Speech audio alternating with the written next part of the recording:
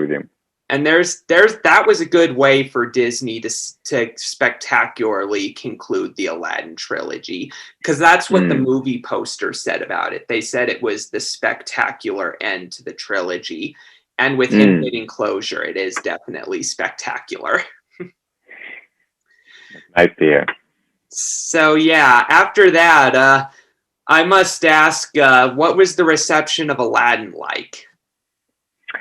Well, it was huge. There was an enormous. Well, it's the movie's very funny, and I mean hilariously funny. You laugh all the way through it. Then it's beautiful, and then it's got this wonderful emotional story. It followed on the coattails of Beauty and the Beast, and so it already had. We now had an audience that was coming in the Disney Renaissance, which we talked about in our last session together. We now had an audience of people that wanted to go to the movie theater to see our next movie. And after Beauty and the Beast, which had been nominated for, Best Picture, and had been seen by so many people and loved by so many people, along came Aladdin. So Aladdin had an audience built in, ready to go. They were knocking down the doors to get in to see that movie, and it didn't disappoint. It got great reviews at the time. Just fantastic reviews in all papers and all television outlets, and it was a big financial hit. So that was good. It certainly made the company happy, and it made us happy too, because we had fun working on it. Great to hear. Did anybody clap during one of the musical numbers or no? Well, like on Beauty and the Beast, I can't remember that. I don't know. I don't remember that, Doug. I guess it was so vivid back on Beauty and the Beast, which we shared in our last session when we were together. But I don't remember that on Aladdin. All right. On the Lion King, they did, by the way. On the Lion King, the very opening sequence, there is a rack focus. Which in a live action movie or television, we're quite used to it. It's where the camera takes something that's in distance at focus and something that's in the foreground at focus, and they change focus. So you see the thing in the foreground before the background, or vice versa. It had never been done in animation before. And so we had a scene in The Lion King, in the Circle of Light, the opening of the film, where there was a rack focus, and people applauded for that, because the audiences knew they'd never seen it before in animation. So they applauded in The Lion King. I don't know if they applauded in Aladdin. I'd like to think they did. Yeah, I'm sure some of the theaters did, especially with, the magic carpet.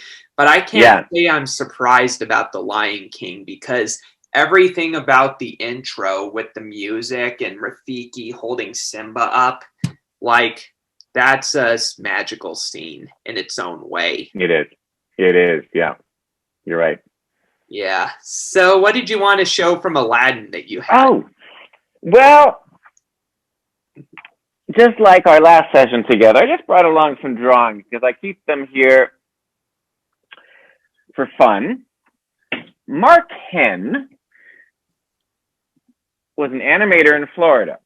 So this is one of the drawings he did for Jasmine in the film. And Mark also animated Ariel in The Little Mermaid and Belle in Beauty and the Beast.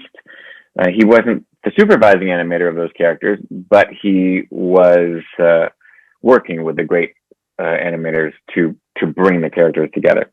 Then here's one of Jafar and Iago, which I love.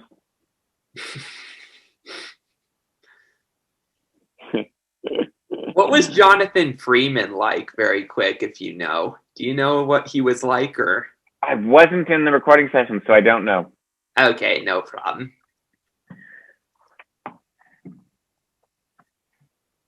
So, yeah, that's... What I find funny about Jafar is I like the scene when he fights Aladdin with childish puns, like, don't play with me, Yeah. Jafar's a great character, and as is Iago. Both were voiced to perfection by Gilbert Gottfried and Jonathan Freeman, and they were just, they're designed and animated beautifully.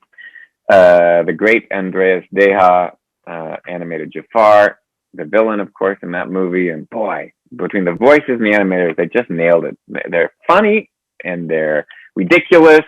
They just work.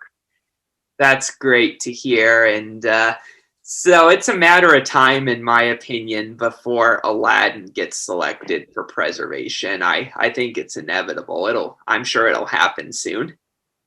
You think so?